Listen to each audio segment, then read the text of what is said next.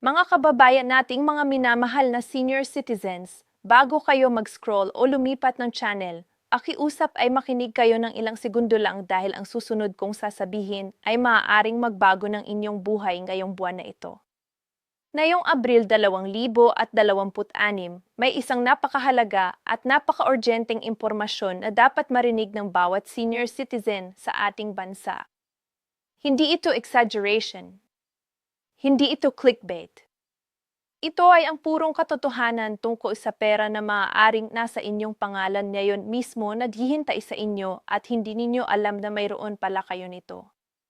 Ngayon, kung hindi kayo mag-subscribe sa channel na ito, maaaring makaligtaan ninyo ang mga ganitong importanteng update sa hinaharap. Pindutin ang subscribe button at ang notification bell ngayon para palagi kayong may alam bago pa man malaman ng iba. Ito ang channel na nagmamalasakit sa inyong kapakanan. Ngayon, simulan na natin. Ang pinag-uusapan natin ngayon ay ang posibilidad na makatanggap ng hanggang 18,500 o higit pa bawat buwan mula sa iba't ibang programa ng gobyerno na espesyal na inilaan para sa ating mga minamahal na senior citizens. At ang nakakakilig na katotohanan na gusto kong ibahagi sa inyo ay ito. Napakaraming senior citizens sa ating bansa ang hindi nakakakuha ng buong halaga ng kanilang mga benepisyo. Hindi dahil wala silang karapatan dito, kundi dahil walang nagsabi sa kanila kung paano ito maklaim ng tama. Kaya ngayon dito na tayo magsimula. Upo tayo ng parang magkaibigan lang tayo na nag-uusap sa loob ng bahay. Walang matatandang salita, walang komplikadong proseso. Simpleng paliwanag lang para maintindihan ang lahat. Una, alamin natin kung saan nagmumula ang halagang ito. Ang AD 18,500 na pinag-uusapan natin ay hindi isang solong malaking tseke na padadalhan ng gobyerno sa inyong pintuan. Hindi ganoon ang sistema. Ang halagang ito ay pinagsama-samang benepisyo mula sa iba't ibang pinagkukunan na kapwa legal, kapwa opisyal at kapwa para sa inyo. Kailangan lang ninyong malaman ang bawat isa at malaman kung paano ito kukunin ang tama. Kaya hayaan ninyo akong ipaliwanag ito ng isa-isa. Ang unang pinagkukunan ng benepisyo ay ang social pension mula sa SEFB o Department of Social Welfare and Development. Ang programang ito ay espesyal na dinisenyo para sa mga tinatawag na indigent senior citizens. Ibig sabihin, ito ay para sa mga senior na taon gulang pataas. Walang regular na pinagkukunan ng kita, walang ACE pension, walang GIS pension at inaalaga ng kanilang pamilya o ng kanilang komunidad. Ang halaga ng social pension na yung 2026 ay bawat buwan o tatlo, bawat quarter o 3 buwanan. Ngayon, dahil ang buwan ng Abril ay simula ng ikalawang quarter ng taon, maraming senior citizens ang maaaring makatanggap ng 3,000 sa iisang beses mula sa programang ito ng FETI. Napakahalaga nito lalo na para sa mga senior na wala talagang ibang pinagkukunan ng kita. Ngunit narito ang malaking tanong. Kasama na ba kayo sa listahan ng SETView sa inyong barangay? Kung hindi pa, huwag kayong mag-antay pa ng kahit isang araw. Pumunta kayo sa inyong barangay hall ngayon din at itanong kung paano kayo maaaring ma-enroll sa social pension program. Ang inyong barangay social worker ang taong kausapin ninyo. Sila ang nakakaalam ng buong proseso at sila ang tutulong sa inyo para masigurado na ang inyong pangalan ay mapapasama sa listahan ng mga tatanggap ng benepisyong ito. Ang ikalawang pinagkukunan ng benepisyo ay ang AST pension o ang Social Security System Monthly Pension para sa mga miyembro ng ACE na nag-retire na at tumatanggap na ng kanilang regular na benepisyo. Ngayon, ang average net set pension ngayon ay nasa pagitan ng 4 na 000 hanggang 6 na 000 bawat buwan. Ngunit ang eksaktong halaga ay depende sa maraming bagay tulad ng inyong contribution history, ang bilang ng inyong credited years of service at ang inyong average monthly salary credit noong kayo ay aktibong nagbabayad ng ETH contributions. Narito ang isang bagay na gusto kong bigyang diin. Ang ilang miyembro ng ECE ay nakakatanggap ng mas mataas na pensyon kaysa sa iba. Bakit? Dahil nag-apply sila ng mga karagdagang benepisyo tulad ng 13 DA month pension at ng iba pang kasamang benepisyo na hindi lahat ng pensyonado ay alam na mayroon pala sila nito. Tatalakayin natin ito ng mas malalim sa mga susunod na bahagi ng ating pag-uusap ngayon. Ngunit ang punto ko ay ito. Huwag ninyong ipalagay na ang inyong STC pension ay ang pinakamataas na maaari ninyong matanggap. Maaaring mahigit pang matatanggap kayo kung susuriin ninyo ng mabuti ang inyong account at ang mga benepisyong maaari ninyong i-claim. Ang ikatlong pinagkukunan ng benepisyo ay ang GIS pension o Government Service Insurance. System para sa mga dating empleyado ng gobyerno na nag-retire na. Kung nagtrabaho kayo sa gobyerno at nag-retire na, ang inyong GIS pension ay karaniwang mas mataas kaysa sa SET pension. Maaari itong umabot ng 7 hanggang 10 bawat buwan depende sa inyong huling sweldo at sa bilang ng inyong mga taon sa serbisyo ng pamahalaan. At ngayong April 26 ay may napakahalagang anunsyo ang GIS tungkol sa mga karagdagang benepisyo para sa mga pensyonadong 7 taon gulang pataas.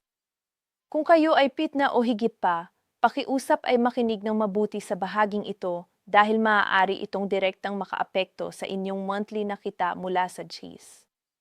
Ang ika-4 at huling pinagkukunan ng benepisyo na tatalakayin natin ngayon ay ang tinatawag na Senior Citizen Cash Assistance o DSE. Ito ay ibinibigay ng ilang lokal na pamahalaan bilang karagdagang tulong sa kanilang mga senior citizens. Ngunit narito ang isang mahalagang paalala tungkol dito. Hindi ito pantay-pantay sa buong bansa. Ang ilang lungsod ay nagbibigay ng 500 bawat buwan. Ang iba ay 1,000 o higit pa at may ilang lugar na hindi pa nagpapatupad ng ganitong programa. Kaya mahalagang malaman ninyo kung anong programa ang mayroon sa inyong munisipyo o lungsod. Para malaman ito, pumunta sa inyong City Hall o Municipal Hall at itanong sa opisina ng Social Welfare kung may Senior Citizen Cash Assistance Program sa inyong lugar at kung paano kayo maaaring mag-apply. Ngayon, kapag pinagsama ang lahat ng ito, ang EA, bongo mula sa SEVI Social Pension, ang 6,000 na average net set pension, ang o higit pa mula sa GIS para sa mga dating government employees at ang karagdagang piso mula sa lokal na pamahalaan. Madali itong umabot sa 5 bawat buwan. Ngunit kailangan ninyong mag-qualify at kailangan ninyong maklaim ang bawat isa ng tama. Walang papasok sa inyong bulsa kung hindi ninyo hahanapin at kukunin ito ng aktibo. Ngayon ay pag-usapan natin ang mga pinakabagong update na naganap ngayong Abril 2026 na direktang nakakaapekto sa inyong mga benepisyo. At bago tayo magpatuloy, gusto ko munang sabihin sa inyo na kung kapakipakinabang sa inyo ang impormasyong ito, huwag kayong mag-atubiling i-share ang video na ito sa inyong mga kapamilya, kaibigan at mga kapitbahay na senyor. Baka may isang lolo o lola dyan na desperado ng kailangan ng ganitong impormasyon ngayon. At kung hindi pa kayo nag-subscribe, ngayon ang tamang oras. I-subscribe kayo at i-on ang notification para hindi kayo makaligtaan ng kahit isang importanteng update na tulad ng ganito. Narito na ang unang importanteng update para sa Abril 2026.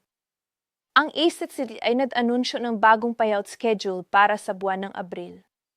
Para sa mga DSS pensyonado, ang mga miyembro na ang SS number ay nagtatapos sa 1 hanggang 5 ay makakatanggap ng kanilang pensyon sa unang linggo ng Abril. Ang mga numero na nagtatapos sa 6 hanggang 0 naman ay sumusunod sa 2 at 3 linggo ng buwan. Kung kayo ay tumatanggap ng inyong SS pension sa pamamagitan ng Union Bank, Land Bank o LV, ang inyong pera ay automatically na din e-deposito sa inyong account batay sa schedule na ito. Ngunit kung kayo ay naka-enroll pa rin sa over-the-counter na pag-claim sa mga branches, napakahalaga na marinig ninyo ang paalala ng IS ngayong buwan. Hinikayat ng SS ang lahat ng pensyonado na nag-a-avail pa ng over-the-counter na pag-claim na mag-update na ng kanilang payment mode at lumipat na sa digital banking. Ang dahilan ay simple. Ang pag-claim ng personal sa mga branches ay nadudulot ng mahabang pila, lalo na para sa ating mga senior na nahihirapan sa pagtayo ng matagal. Ang paglipat sa digital na paraan ng pagtanggap ng pensyon ay mas mabilis, mas ligtas at mas komportable para sa lahat. Kung wala kayong sariling bank account o hindi kayo sigurado kung paano ito gawin, humingi ng tulong sa inyong mga anak o apo. Kaya nila itong gawin para sa inyo sa loob ng ilang minuto lang. Ang pangalawang importanteng update ngayong Abrilani 26 ay isang napakahalaga na policy clarification na inilabas ng ETH tungkol sa mga surviving spouses. Ito ay para sa mga asawa ng yumaong ISET member na kasalukuyang tumatanggap ng survivorship pension. Kung kayo ay nasa kategoryang ito, kailangan ninyong marinig ang susunod ko. Ang survivorship pension na inyong tinatanggap ngayon ay maaaring mabawasan o masuspende o sa mas matinding sitwasyon ay makansela kung kayo ay muling magpakasal pagkatapos na pumanaw ang inyong asawa. Ito ang tinatawag na clawback provision sa loob ng batas na nagpapatakbo sa TETH. Hindi ito isang bagong patakaran. Matagal na itong umiiral.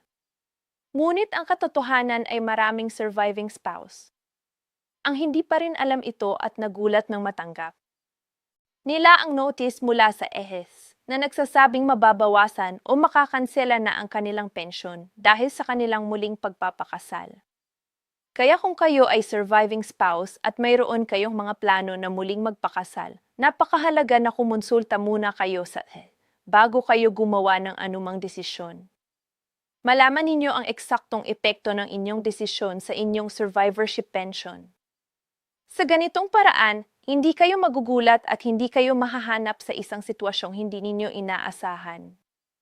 Ang pangatlong importanteng update ngayong Abril ay nakatuon sa mga GCs pensyonado, lalo na sa mga 7 taon gulang pataas. Naglunsad ang GCs ng bagong programa na tinatawag na Enhanced Pension Update para sa mga pensyadong umabot na sa edad na ito.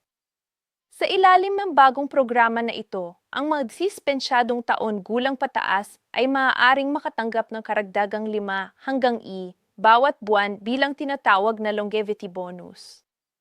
Ang ideya sa likod nito ay simple. Kinikilala ng ETH ang katotohanang mas matagal na pamumuhay na dudulot ng mas mataas na gastusin sa kalusugan at sa pangaraw-araw na pangangailangan. Kaya ito ang paraan ng GCs ng pagpapakita ng pasasalamat at pagkilala sa mga pensyonadong nakakarating sa ganitong edad. Kung kayo ay pitunan na o higit pa at GCs pensyonado, pumunta kayo sa pinakamalapit na GCs Service Center o bisitahin ang GCs website para ma-verify kung kayo ay karapat-dapat sa longevity bonus na ito at para malaman ang proseso ng pag-apply. Ang pang-apat na update para sa Abril ay mula sa SEVE tungkol sa social pension. Ipinapaala ng SESDZ na ang pag-claim ng social pension para sa ikalawang kwarte ng taong 2026 ay magsisimula ngayong Abril at magtatagal hanggang Hunyo. Kung kayo ay nakalista na sa social pension program ng SETI, ngunit hindi pa kayo nakakatanggap ng inyong I-3,000 para sa quarter na ito, huwag kayong mag-antay. Makipag-ugnayan agad sa inyong barangay social worker at alamin kung kailan at saan ang pag-claim sa inyong lugar. Huwag hintayin ang huling bahagi ng quarter bago kayo kumilos dahil sa mga huling araw ay maaaring marami na ring nag-aabala at maaari itong maging mas mahirap para sa inyo.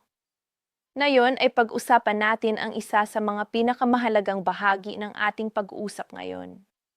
Ito ang parte tungkol sa mga tinatawag na nakatagong benepisyo o ang mga benepisyo na para sa inyo, ngunit hindi ninyo alam na mayroon kayo nito. Ito ang mga benepisyong hindi madaling makita sa isang simpleng pagbisita sa opisina at hindi lahat ng ahente o empleyado ay kusang loob na magpapaliwanag sa inyo tungkol dito. Kaya dito kayo dapat mag-ingat at dito dapat na maging aktibo ang inyong pagkuha ng impormasyon. Ang una sa mga nakatagong benepisyong ito ay ang is-13D month pension. Bawat taon sa buwan ng Disyembre, ang mga pensyonado ay nakakatanggap ng karagdagang 1 buwang halaga ng kanilang pensyon bilang tinatawag na 13D month benefit. Ngunit narito ang importanteng paalala. Hindi ito otomatiko para sa lahat. Para matanggap ninyo ang inyong 13 DA month pension, kailangan na ang inyong ISES records ay updated at tama at ang inyong payment mode ay aktibo at walang anumang problema. Kung napalaktaw ninyo ang nakaraang 13 DA month pension dahil sa anumang dahilan, huwag kayong sumuko, makipag-ugnayan sa ISES at humiling ng official adjustment para mabayaran kayo ng tamang halaga. May karapatan kayo dito at may proseso ang ISES para sa ganitong sitwasyon. Ang pangalawa sa mga nakatagong benepisyo ay ang PhilHealth coverage para sa mga senior citizens. Bilang senior citizen, ang inyong PhilHealth ay nabibigay sa inyo ng mas mataas na coverage para sa mga bayarin sa ospital, para sa mga gamot at para sa mga outpatient consultations. Ngunit ang malungkot na katotohanan ay maraming senior ang hindi lubos na nag-a-avail ng kanilang PhilHealth benefits dahil hindi nila alam kung ano talaga ang covered at kung paano ang tamang proseso ng pag-claim. Ang tip ko sa inyo ay ito.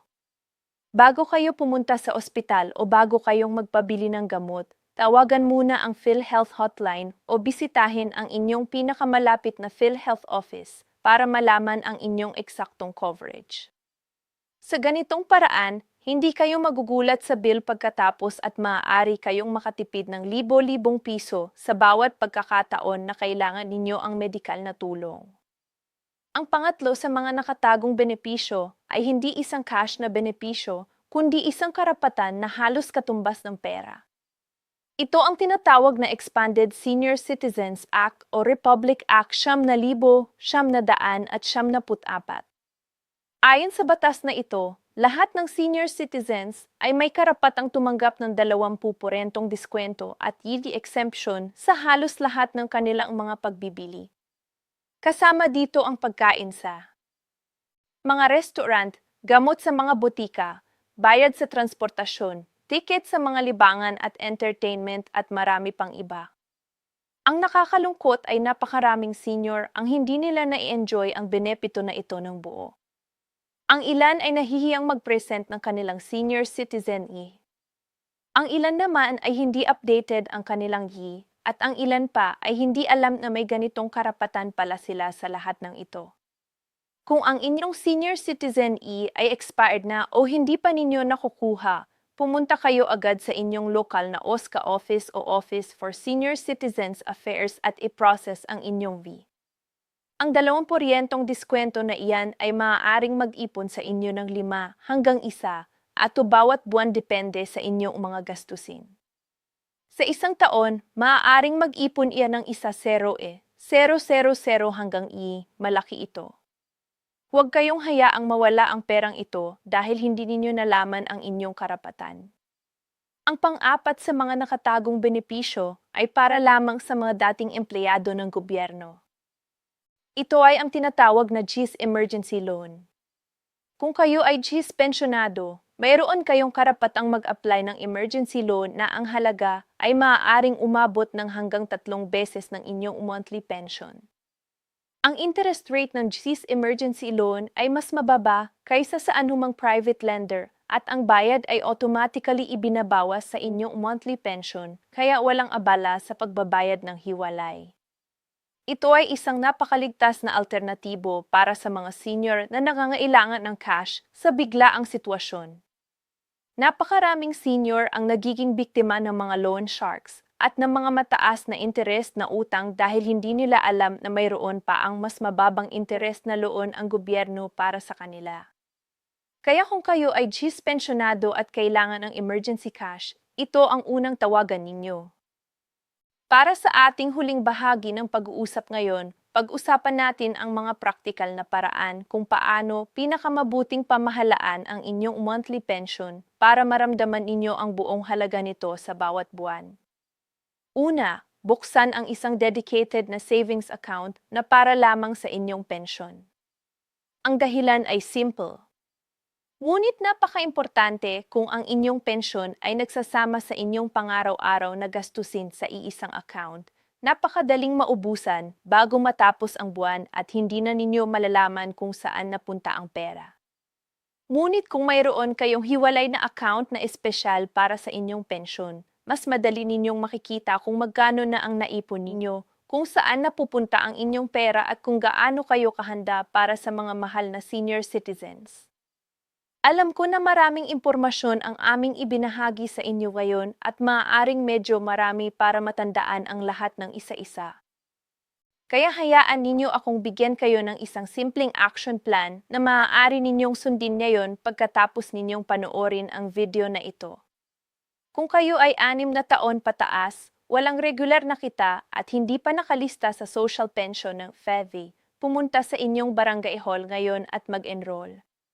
Kung kayo ay pensyonado at hindi kayo sigurado kung nakukuha ninyo ang lahat ng benepisyong nararapat sa inyo, tawagan ng ESET hotline o bisitahin ang inyong pinakamalapit na ESET branch at humingi ng complete na statement ng inyong account at ng lahat ng benepisyong available para sa inyo. Kung kayo ay pensyonado at 6 na taon gulang, pumunta sa GIS Service Center at i-verify kung karapat-dapat kayo sa longevity bonus. Kung ang inyong senior citizen ay expired na o wala pa, pumunta sa office ngayon. At kung hindi pa kayo nakasubscribe sa channel na ito, pindutin ang subscribe button ngayon dahil ang mga impormasyon tulad ng aming ibinabahagi ngayon ay regular naming inilalabas para sa inyong kapakanan at para sa kapakanan ng lahat ng ating mga senior citizens. Huwag kayong makaligtaan ng kahit isang importanteng update pa. Pindutin ang notification bell para palagi kayong alam bago pa man malaman ng iba. Mga kababayan, ang bawat pisong benepisyo na nararapat sa inyong matanggap ay hindi regalong mula sa gobyerno. Iyon ay bunga ng inyong mga dekada ng pagtatrabaho. Iyon ay bunga ng inyong mga kontribusyon sa lipunan. Iyon ay bunga ng inyong paglilingkod sa inyong pamilya at sa inyong bansa sa loob ng mahabang panahon. Kaya kunin ninyo ito. Huwag kayong mahiya. Huwag kayong matakot. Huwag kayong mahiyang humingi ng tulong. Ito ay inyong karapatan at karapat-dapat kayo sa bawat piso nito. Ibahagi ninyo ang video na ito sa lahat ng senior na kilala ninyo. Baka may isang lolo o lola na desperado na kailangan ng tulong ngayon at ang impormasyon sa video na ito ay maaaring maging sagot sa kanilang panalangin. Ilagay ninyo ang inyong mga katanungan sa comment section at sisiguruhin naming sasagutin ang bawat isa sa inyo at huwag kalimutang mag-subscribe at i-on ang notification bell. Kayo ang dahilan kung bakit ginagawa namin ang mga ganitong video at palagi kaming nandito para sa inyo. Mahal namin kayo at ingatan ninyo ang inyong sarili.